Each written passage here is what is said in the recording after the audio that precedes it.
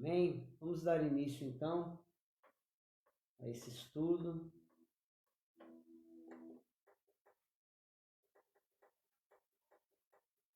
Mateus capítulo 24. Abra sua Bíblia, por favor, em Mateus 24. Mateus capítulo 24, versículo 4 e 5. Mateus 24, versículo 4 e 5, diz assim a palavra do Senhor. Mateus 24, verso 4 e 5 diz assim: E ele lhes respondeu: Vede que ninguém vos engane, porque virão muitos em meu nome dizendo, Eu sou o Cristo, e enganarão a muitos. Também temos o texto de Marcos 13, versículos 5 e 6, e Lucas 21, versículo 8, que também falam sobre esse assunto. Eu gostaria de ler, então, Lucas 21, versículo 8, porque Lucas, dos três evangelistas, é o que traz algo a mais. Os três evangelistas, nos três evangelhos, falam sobre esses muitos que virão em nome de Jesus. Muitos virão em meu nome dizendo, eu sou o Cristo. Quanto a isso, os três evangelistas concordam, mas há um acréscimo que Lucas faz quando ele diz que além de dizerem que são o Cristo, vão dizer também que chegou a hora. Então Lucas 21, versículo 8 diz assim: Respondeu ele, vede que não sejais enganados, que é uma frase que tem nos três evangelhos, porque muitos virão em meu nome. Também essa é uma frase que você encontra nos três evangelhos, dizendo, sou eu, chegou a hora, não os sigais. E Lucas também traz esta informação, que é diferente. Nos outros evangelhos eles apenas falam, Mateus e Marcos falam, denunciam como que essas pessoas que não foram enviadas vão se intitular, mas não falam nada, não orientam. Lucas já deixa uma orientação após denunciar como será a ação desses anticristos, desses cristos, né, entre aspas, né? Mas Lucas direciona dizendo, não os sigais.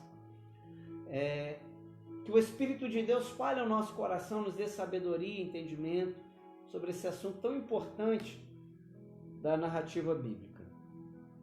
No estudo de ontem, nós falamos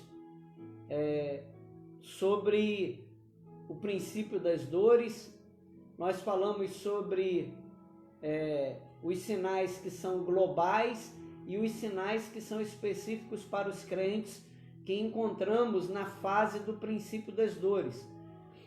E os sinais globais são o quê? Engano religioso, depois guerra, consequências de guerra, e os específicos é a perseguição aos cristãos.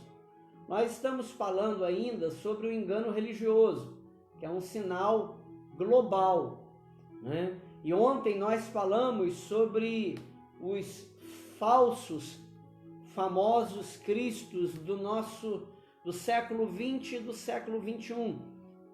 Lemos também na carta de Paulo aos Coríntios, na segunda carta, que esses falsos apóstolos que não foram enviados por Cristo, eles já causavam muitos problemas na igreja primitiva, na igreja do primeiro e segundo século.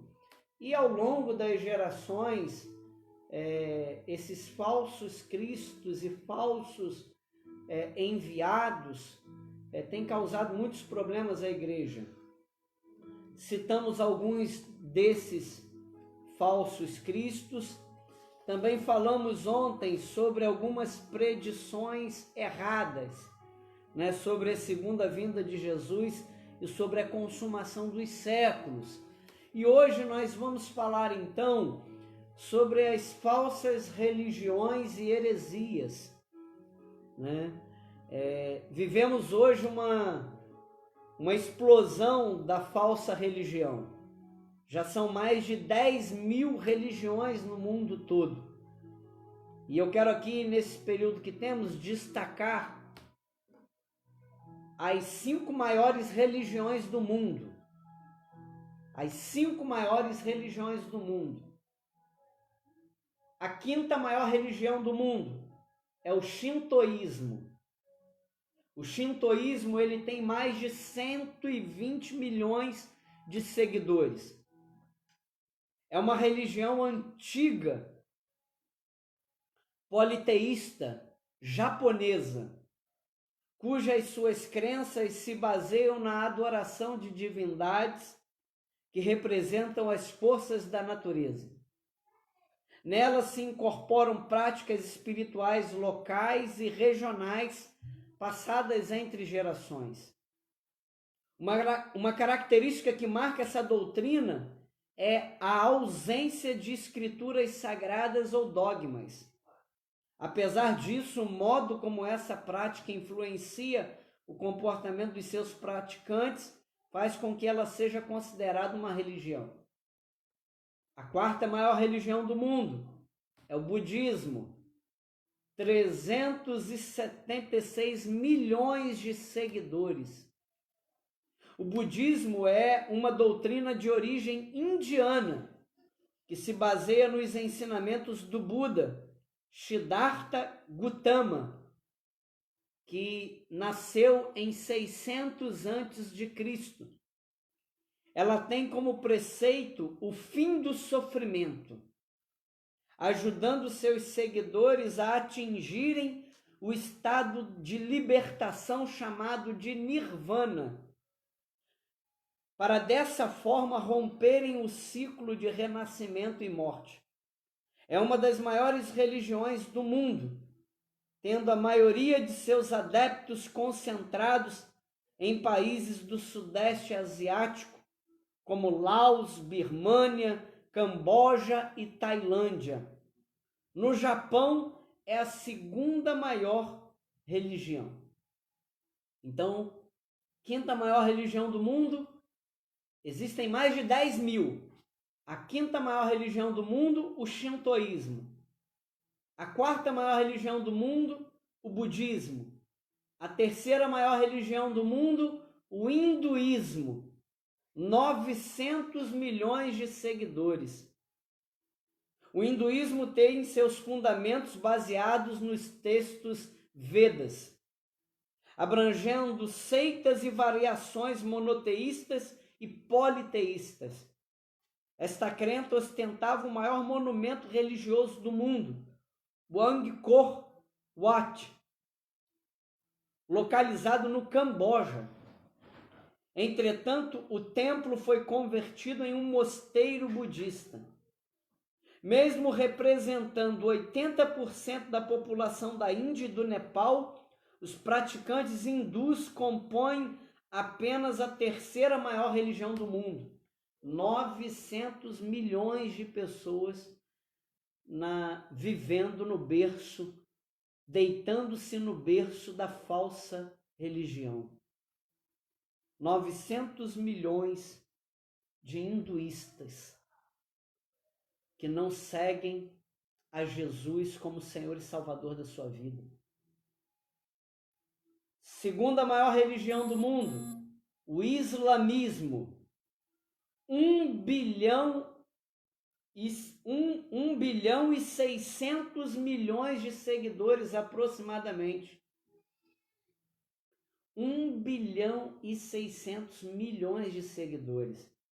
O islamismo é a 2ª entre as religiões com maior número de seguidores. Trata-se de uma mistura de crença monoteísta e síntese entre fé religiosa e organização sociopolítica. É composta quase que integralmente de muçulmanos.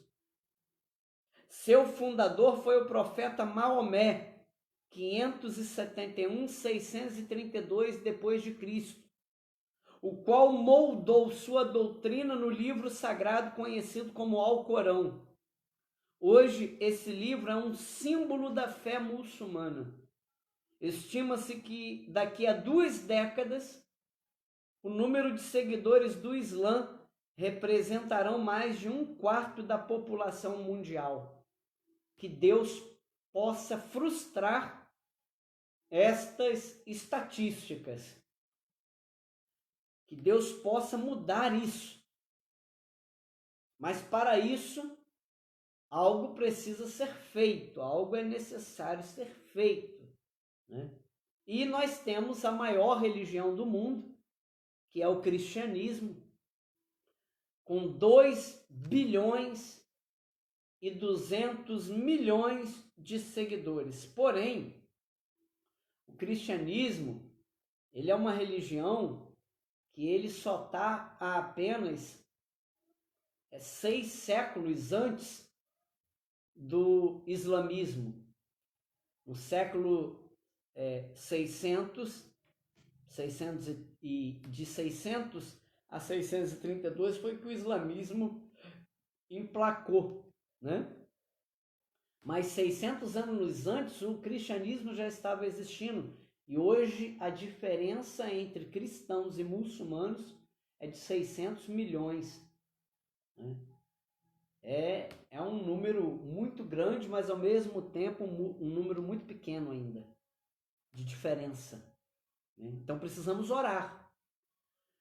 2 bilhões e 200 milhões de seguidores. O cristianismo é uma religião monoteísta centrada na vida e nos ensinamentos de Jesus de Nazaré. Sua base de doutrina é a Bíblia Sagrada, livro que está dividido entre Antigo Testamento e Novo Testamento. Mesmo com a perda de seguidores, em especial na Europa, esta crença ainda se mantém como a maior e mais popular. Esta doutrina é dividida entre católicos e protestantes. A fé cristã prega o amor ao próximo e o perdão, além de seguir os 10 mandamentos que teriam sido escritos por Deus e entregue aos cuidados de Moisés. Então nós temos aqui uma breve reflexão, né, sobre as 5 maiores religiões do mundo. Né? É muita gente dizendo que é o caminho, é muita gente dizendo sou eu, é muita gente apresentando, são mais de 10 mil religiões, né, no mundo todo, e aqui nós falamos apenas sobre 5 delas. A partir desse momento também eu gostaria de partilhar com vocês sobre algumas heresias que fazem parte ainda desse bloco, dessa fase do princípio das dores, acerca desse primeiro sinal que Jesus falou sobre o engano religioso, sobre a questão do sou eu, sou o Cristo, né? A hora chegou a hora, né? Então ainda dentro disso, desde ontem estamos falando, e ainda dentro desse tema do engano religioso, de tantas religiões que vêm, que aparecem, né? Mais de 10 mil. Então eu gostaria de falar sobre 3 heresias que estão muito presentes em nosso meio. Né? A primeira heresia é o liberalismo. O liberalismo, ele é um sistema que rejeita a Bíblia como a infalível palavra de Deus e procura desacreditar seu objetivo e sua verdade intelectual. Ele está baseado em uma experiência pessoal, subjetiva e emocional. Agora veja, essas heresias, o liberalismo, ele está dentro desse campo do cristianismo, né? Ele atua, essas heresias atuam dentro do cristianismo, dentro desses aproximadamente 2 bilhões e 200 milhões de adeptos, né? De cristãos, porque dentro do islamismo, se se o liberalismo entra, eles não aceitam. Dentro das outras religiões e das outras crenças, não tem vez para esse tipo de... Essas coisas não evoluem nas outras religiões. Mas na religião cristã, na fé cristã, a fé cristã muitas vezes tolera muitas coisas. E esse é uma das coisas que tem feito, que contamina o negócio. Né? São bilhares e milhões que vão ser salvos. Né? Nós temos no livro de Apocalipse miríades, né, de pessoas louvando a Deus. É muita gente que vai ser salva. Porém, muita gente já perdeu a sua salvação por causa dessas coisas que entram e a gente vai tolerando, achando que é normal, né? Agora, nas outras religiões, vai ver se deixa entrar esse tipo de coisa. Vai ver se deixa entrar esse tipo de heresia. Não entra, né? Então, vamos continuar falando ainda sobre liberalismo. Esse sistema foi fundado por Schleiermacher. Ele afirmava que os conceitos sobre a criação, os milagres, a concepção virginal do Salvador e outros conceitos bíblicos eram cientificamente insustentáveis. Substitui a doutrina bíblica da total depravação do homem pela doutrina de que o homem é essencialmente bom. O liberalismo vai na contramão da ortodoxia. A palavra ortodoxia vem do grego, né, que significa crença correta. O liberalismo vai na contramão da ortodoxia, da crença correta. Corrente essa que surgiu imediatamente depois da Reforma Protestante. É a sistematização e a consolidação das ideias da Reforma desenvolvidas em contraste com a Contra-Reforma. A ortodoxia protestante desenvolveu dois princípios teológicos, o formal e o material. O princípio formal é a Bíblia, o material, a doutrina da justificação. Nega a validade de quase todos os fundamentos da fé, o liberalismo. Como, por exemplo, novamente, a inerrância das Escrituras, a divindade de Cristo. Chega até mesmo a negar que existiu realmente o Jesus narrado nas Escrituras. Para eles não existe inferno e muito menos o conceito de pecado. Segundo eles, a Bíblia contém a palavra de Deus. Ela não é a palavra de Deus, ela contém a palavra de Deus. A razão acima da revelação. A razão acima da palavra de Deus.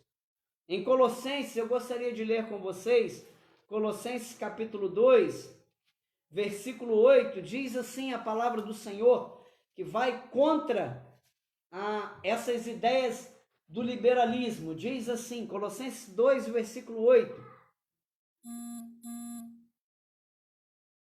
Cuidado que ninguém vos venha a enredar com sua filosofia e vãs sutilezas, conforme a tradição dos homens, conforme os rudimentos do mundo, e não segundo Cristo.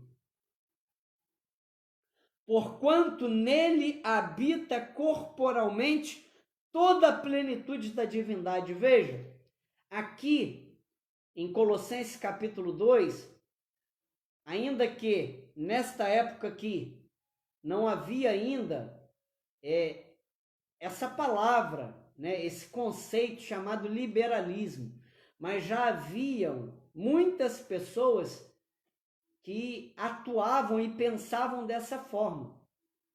Lembrando que esse conceito, essa heresia chamada liberalismo, ela foi fundada no século XVII. No século XVIII, perdão, entre o século XVIII e XIX, início do século XIX e século XVIII. Porém, a igreja primitiva já sofria com essas sutilezas, com pessoas que tentavam diminuir a pessoa de Cristo, como se Cristo não fosse Deus, né? Tentando injetar heresias, né? Para tentar diminuir o tamanho de Cristo. E o apóstolo Paulo, homem de Deus, percebeu essa visão, ainda que não houvesse o liberalismo, mas essa visão liberal, e ele já foi logo colocando as coisas no devido lugar e ensinando aos irmãos da cidade de Colossos que Cristo, ele não é menor do que Deus e ele não é apenas um pouquinho maior do que anjo, ele é Deus. Cristo também é Deus, Deus Filho. E ele vai então em Colossenses 2, do 8 ao 15, falar sobre Cristo, né? Sobre seu poder, sobre a atuação de Cristo. Então você, depois que puder, faça essa leitura. Então o liberalismo, ele é uma heresia. Tenta dizer que a Bíblia, ela só contém a palavra de Deus, não é a palavra de Deus. O liberalismo questiona a inerrância da palavra, né? Então, veja bem, pode ser que muitas pessoas que hoje você já ouviu falar sobre a palavra, o que é a palavra de Deus? É um livro como qualquer outro. É uma visão liberal. Então, você agora já está sabendo o que é, né? O que é o liberalismo, né? Você agora já pode perceber, opa, peraí, está querendo diminuir a Cristo, né? Os testemunhos de Jeová não veem Cristo como Deus, né? Então, eles atuam diminuindo a divindade de Cristo, né? Então, tem muita outra religião aí que você tem que tomar cuidado, tá? E isso trabalha dentro, você sabe que no meio cristão há várias correntes, né? Se coloca o cristianismo hoje com 2 bilhões e 200 milhões de adeptos, mas você tem catolicismo, igrejas evangélicas, você tem os testemunhos de Jeová que estão tudo no meio, se bobear, os mormons também estão no meio, né? Então, é grande o número, mas é muito dividido. Agora vai ver lá na fé islâmica, por que cresce muito? Vai falar de outro, vai diminuir o tamanho de Maomé, vai diminuir o tamanho dele, de Mohammed, vai diminuir, né? O tamanho de Alá, para ver o que vai dar nisso daí, né? Mas no cristianismo é uma fé, é uma religião pautada no amor e no perdão. Aí o pessoal gosta muito de brincar. Aí tem muita gente brincando muito, porque sabe que somos um povo pacífico, somos um povo simples, somos um povo que fomos ensinados a dar a outra face. Ele tem que perdoar, porque senão ele não é cristão. Então, deixa eu pisar na bola à vontade, porque ele vai me perdoar. Vai fazer isso nas outras religiões que nós citamos aqui e vai ver aonde isso vai parar, né? Então, tem muita gente com esse pensamento de liberalismo corrompendo aqueles a quem Cristo, com seu próprio sangue, salvou. Que não sejamos nós a fazermos isso. Uma outra heresia está no meio desses 2 bilhões, que trabalham muito no meio desses 2 bilhões e 200 milhões de adeptos, é o misticismo. É uma outra heresia. E nós tivemos, há poucos dias atrás, isso me ajuda muito, porque nesse mês, no dia 8, um desses místicos, né, são os crentes místicos, né, está dentro do nosso meio, né, e eles falam ali, olha, manda avisar a irmã tal, manda avisar o pastor tal, manda avisar não sei mais quem, que olha para não abrir a porta. É para não, ó, vai ficar sem luz, né? E se esquecer, será que ia dar problema também no bujão de gás? Meu Deus, não pode abrir a janela. Senhor amado, são os místicos, essas pessoas que gostam de marcar datas, que gostam de ver se você vai. Não é que isso não aconteça, eu creio em manifestações espirituais, eu creio, mas se não tiver uma bola de fogo, se não tiver uma pombinha voando, se não tiver alguém rodopiando, o culto não foi bom. São os místicos, né? Eles apenas crer para eles não é bom. E o cristianismo, ele é uma fé, ele é uma religião de fé. Não é de sentir. Sentir é algo mais. Mas a gente vai na igreja porque a gente crê. A gente está estudando a palavra de Deus porque a gente crê. O que vem a mais, glória a Deus. Mas quando não tem, Deus falou também. Deus está falando também ao nosso coração. Deus está falando. Então esses são os místicos. Está dentro das comunidades, né? Está dentro desse número. Agora eu creio em manifestações espirituais. Eu creio no dom de línguas, eu creio no dom de profecia, eu creio em revelação. Eu creio que Papai do Céu pode fazer como fez no Egito, ele pode levantar uma coluna de fogo, ele pode descer numa nuvem de glória, mas a gente precisa entender que quando essas coisas não acontecem, nós precisamos exercitar a nossa fé. Misticismo. De acordo com Hernandes Dias Lopes, algumas igrejas têm entre seus líderes obreiros inescrupulosos que, em nome de Deus, torcem a palavra de Deus e conduzem o povo pelos atalhos sinuosos do engano para auferir vantagens pessoais. Hernandes Dias Lopes, quem falou isso.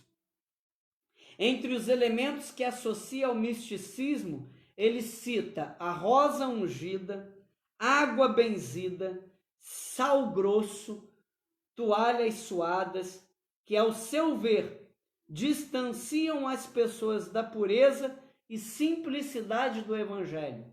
Hernandes Dias Lopes ainda falando sobre esse assunto. Muitos desses elementos são distribuídos e até vendidos em igrejas neopentecostais. Esse segmento da igreja evangélica estão entre os que mais crescem em número de fiéis no Brasil. O teólogo Emerson Marinho, em sua análise, Pontos Discutíveis do Movimento Neopentecostal, citado pelo jornalista Johnny Bernardo, diz que nas igrejas neopentecostais existe a falta de uma liturgia eclesiástica e a pouca atenção dada às escrituras sagradas como a única regra de fé e conduta.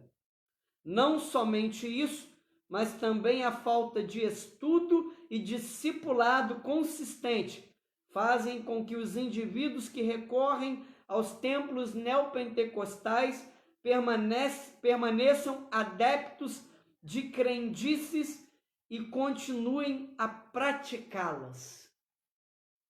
Gálatas capítulo 1, versículo 6, diz assim, Gálatas 1, versículo 6. Admira-me que estejais passando tão depressa daquele que vos chamou na graça de Cristo para outro evangelho, o qual não é outro, senão que há alguns que vos perturbam e querem perverter o evangelho de Cristo. Mas ainda que nós, ou mesmo um anjo vindo do céu, vos pregue evangelho que vá além do que vos temos pregado seja anátema. Assim como já dissemos, e agora repito, se alguém vos prega evangelho que vá além daquele que recebeste, seja anátema.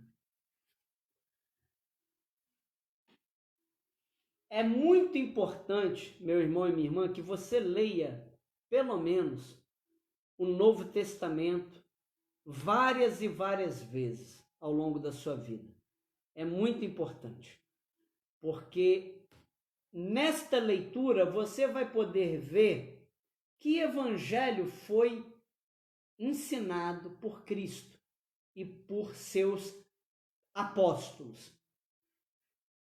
É muito importante para a gente poder ver que há cada coisa que acontece hoje que o nome disso se chama um outro evangelho. Não acontece só nas igrejas neopentecostais. Isso há igrejas tradicionais que têm aderido a essas práticas misticistas. Tome cuidado, para que isso não substitua a tua simplicidade no evangelho. Para que isso não se... Em que momento, veja bem, eu quero te fazer uma pergunta. Em que momento da Bíblia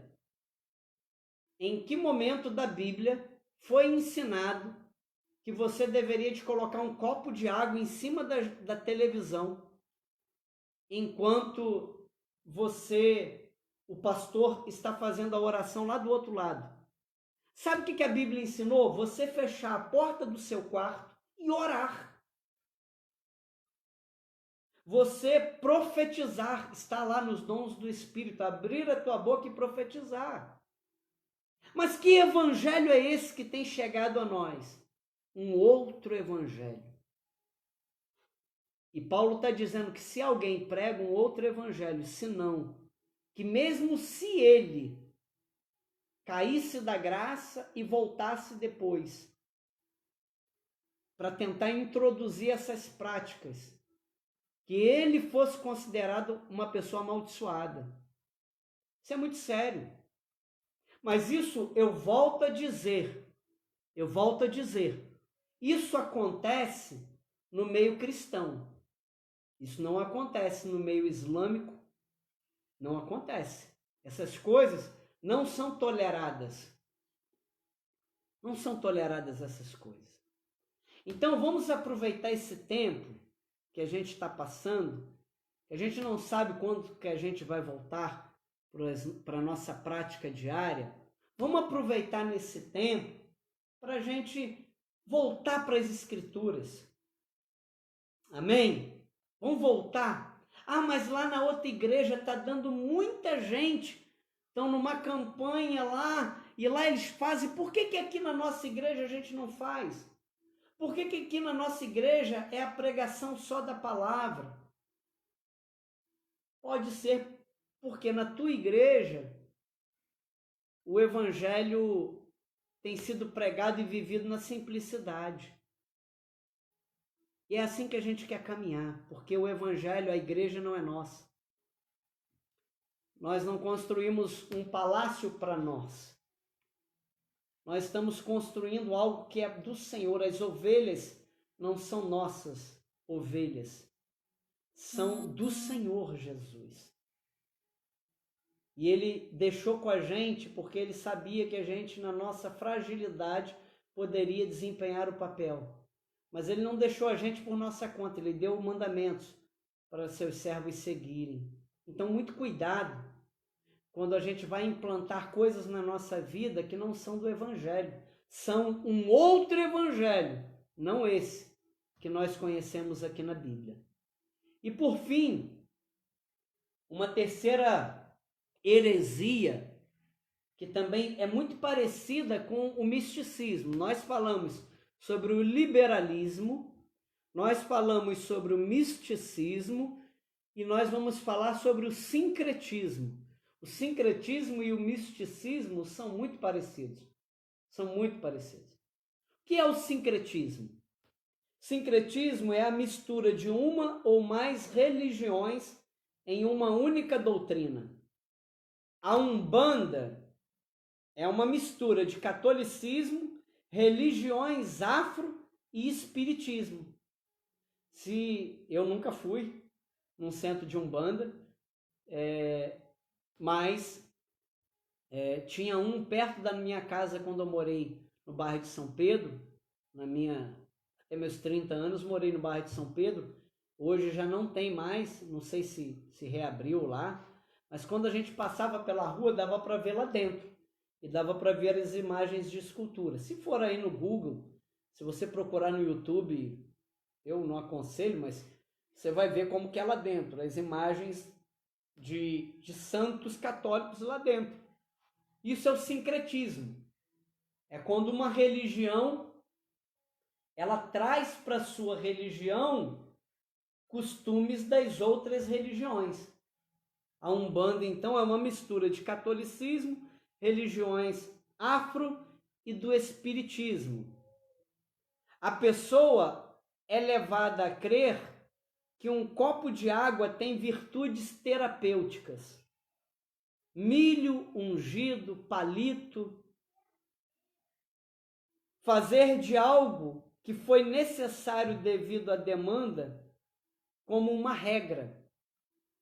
Isso é levar a pessoa para fora da fé genuína. Tem alguns textos aqui para a gente encerrar que eu quero partilhar com vocês para explicar isso para você. Atos capítulo 5.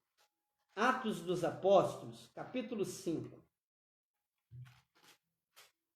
Atos dos Apóstolos, capítulo 5, versículo 12 ao 16. Atos dos Apóstolos, capítulo 5, do 12 ao 16, diz assim: muitos sinais e prodígios eram feitos entre o povo pelas mãos dos apóstolos, e costumavam todos reunir-se de comum acordo no pórtico de Salomão. Mas dos restantes ninguém ousava ajuntar-se a eles, porém o povo lhes tributava grande admiração.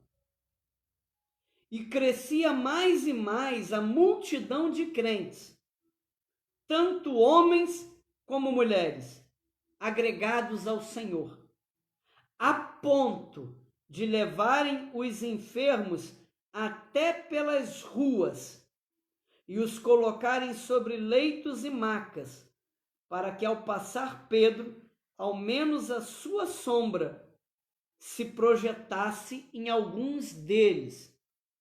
Afluía também muita gente das cidades vizinhas a Jerusalém, levando doentes e atormentados de espírito, e todos eram curados. Devido à demanda, era muita gente, os apóstolos não davam conta. Há um texto que fala sobre Paulo, como que Deus usou a vida dele, que até lenços dele eram enviados. Mas isso era devido à demanda. Tinha pouco obreiro ainda na época. Tinha poucas pessoas ainda. Tinha muito crente, mas poucos que tivessem desses dons para curar, ou poucos que exercessem o dom, né? Poucos apóstolos. Então a demanda era muito grande. Mas o problema todo que nós vemos hoje, acerca de tudo isso aí que a gente falou, por que se cobra para enviar um lenço? Se o lenço é tanta bênção assim, para que cobrar?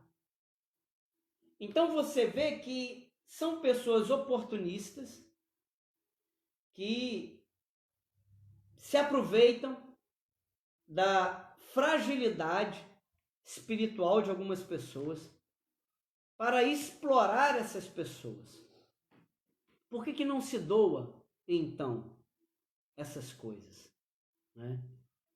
Se é bom, então doa. Mas cobrar por sementes, por tijolos, né?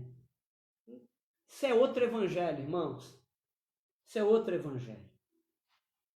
O sincretismo, então você vê, hoje igrejas cristãs, é lógico que o cristianismo, ele vem do judaísmo. O islamismo, ele surge do judaísmo, o cristianismo surge o islamismo. O cristianismo, ele vai ter muito da sua base no judaísmo. Ele surge de judeus, né? De pessoas que eram adeptas ao judaísmo que agora se transformam em cristãos. Mas não é mais necessário símbolos do judaísmo nas igrejas cristãs. Então você tem esse sincretismo acontecendo dentro das igrejas. Ah, não, isso então só acontece lá na outra igreja? Não, a nossa também precisa. Nós precisamos também de pensar novamente, de repensar algumas coisas, né? Você vê a Arca da Aliança, você vê candelabros, né? Você vê cruz, aquela estrela de Davi. São símbolos do judaísmo. O símbolo do cristianismo é a palavra, né? A Bíblia, é a cruz, né? Esses são os símbolos do cristianismo. O pão, o peixe, a mesa, né? São símbolos do cristianismo. Agora, o candelabro, a Arca da Aliança é símbolo do judaísmo. O sinal de lua é símbolo do quê? Do islamismo. Então o sincretismo, ele está muito presente. Sincretismo, misticismo e liberalismo está dentro, agindo no meio cristão, né? Você vai ver muitas postagens assim.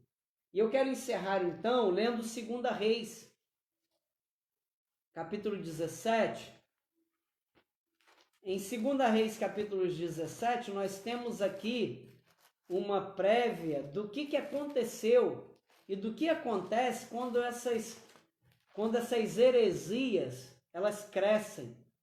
Quando essas heresias, e esse tipo de heresia, como eu disse ontem, acerca desse sinal de engano religioso, sou eu o Cristo, chegou a hora. Então, acerca dessas heresias que estão dentro desse tema do engano religioso, isso é uma batalha que você vai vencendo dia a dia, mas é uma guerra que só vai terminar na vinda de Jesus. O liberalismo, o misticismo e o sincretismo, isso só vai acabar quando Jesus voltar. O que a gente pode fazer é lutar contra isso. Que a igreja que você faz parte, se você não é pastor, não é pastora, se você faz parte de uma igreja, esteja em oração, né? Não vá debater de frente, né? Mas entre em oração, ore para que Deus possa instruir, a liderança brasileira, religiosa, cristã, em nome de Jesus. Né? Não adianta ir lá, entrar e debater. Entre em oração. Nas oportunidades que tiver, leia sobre esse assunto, busque conhecer sobre esse assunto, né? Para que na tua casa não tenha esse tipo de coisa, né? Começando da sua casa, começando da sua vida, né? A mezuzá é um símbolo do judaísmo. Eu posso ter uma na minha porta, aí é com você decide, mas é um símbolo do judaísmo, né? Não há mezuzá no cristianismo, né? No Novo Testamento a gente não encontra, isso é um outro evangelho, né? Isso faz parte de um outro evangelho. E com esse outro evangelho a gente precisa ter cuidado. 2 Reis 17, senão não encerro, vai dizer assim, 2 Reis 17, ó. Eu te aconselho você ler, se você se interessar, eu acho que você está interessado, que você está aqui comigo até agora, eu te aconselho você ler 2 Reis, capítulo 17, do versículo 24 ao versículo 41, você vai ver o culto, acerca do culto misto dos samaritanos, né? E quem eram os samaritanos? Quem foram os samaritanos? Os samaritanos foram aquele povo que ficou do lado de Jeroboão, as 10 tribos e meia de Israel que ficaram com Jeroboão. Samaria era a capital das 10 tribos do norte. As tribos do sul, tribo de Judá e meia tribo de Benjamim. A capital é Jerusalém.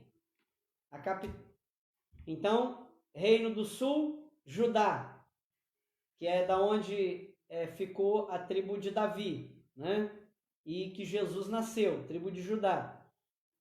As outras 10 tribos e meia, é povo de Israel, mas ali o misticismo, o sincretismo passeou, dominava. E você vai ver a consequência desse culto misto. Tá, diz aqui, olha, 2 Reis 17, eu vou pular. Versículo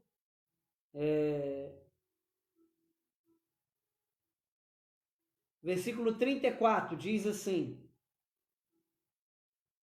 até o dia de hoje fazem segundo os antigos costumes, não temem o Senhor, não fazem segundo seus estatutos e juízos, nem segundo a lei e o mandamento que o Senhor prescreveu aos filhos de Jacó, a quem deu o nome de Israel.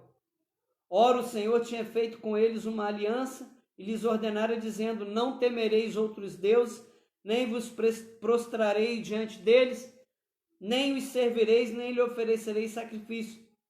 Mas ao Senhor que vos fez subir do Egito com grande poder e com braço estendido, a ele temereis, e a ele vos prostrareis, e a ele oferecereis sacrifícios. Então ele vai dizer assim, versículo 40 agora, de 2 Reis 17. Porém, eles não deram ouvidos a isso, antes procederam segundo seu antigo costume. Assim essas nações temiam o Senhor e serviam suas próprias imagens de escultura. Como fizeram seus pais, assim fazem também seus filhos. E os filhos de seus filhos até os dias de hoje. Eles temem ao Senhor, dizem que temem ao Senhor, mas também servem às imagens de escultura. Veja a consequência, você vai ver que eles foram para o cativeiro da Assíria. A tribo de Judá, 5 séculos depois, foi para o cativeiro da Babilônia. As 10 tribos de Israel, que é o reino do norte, foram para o cativeiro da Assíria. E lá ficaram também. Irmãos, sobre esse tema do ensino, do engano religioso, que é o primeiro sinal que Jesus falou acerca da sua vinda e da consumação dos séculos. Esse foi o primeiro sinal. Muitos vão vir em meu nome dizendo: eu sou o Cristo. Chegou a hora. Muitos.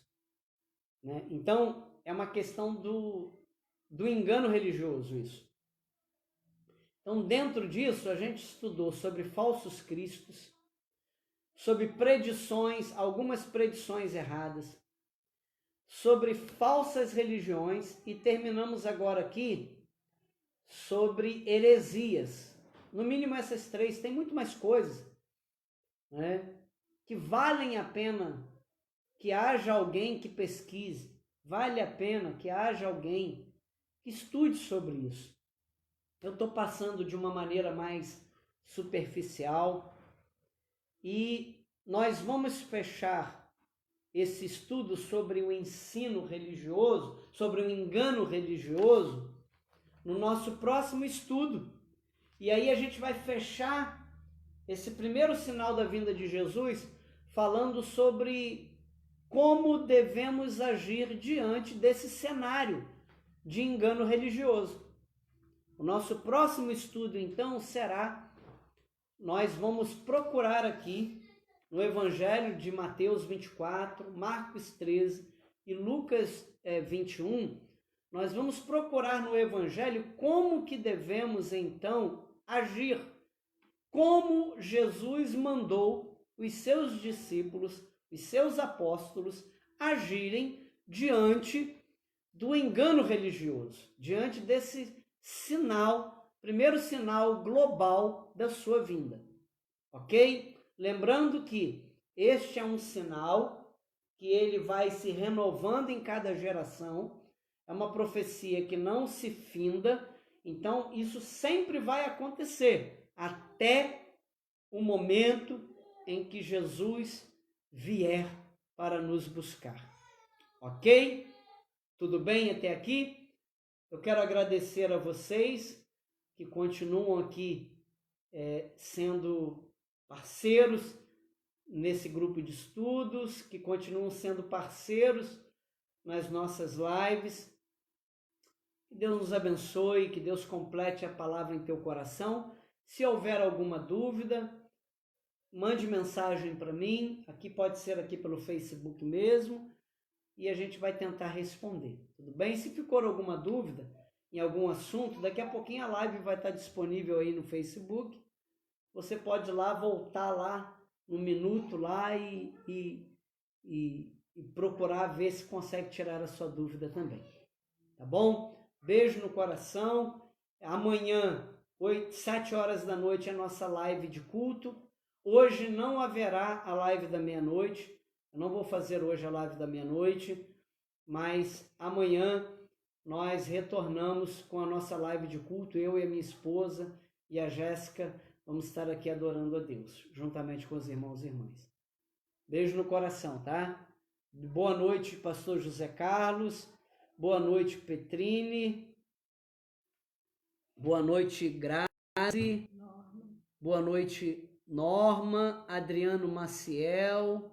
Mônica e Johnny, boa noite. Floraí, minha amada. Deus te abençoe, em nome de Jesus. Boa noite. Simone, boa noite, minha irmã. Que Deus os abençoe. Amém? Beijo no coração.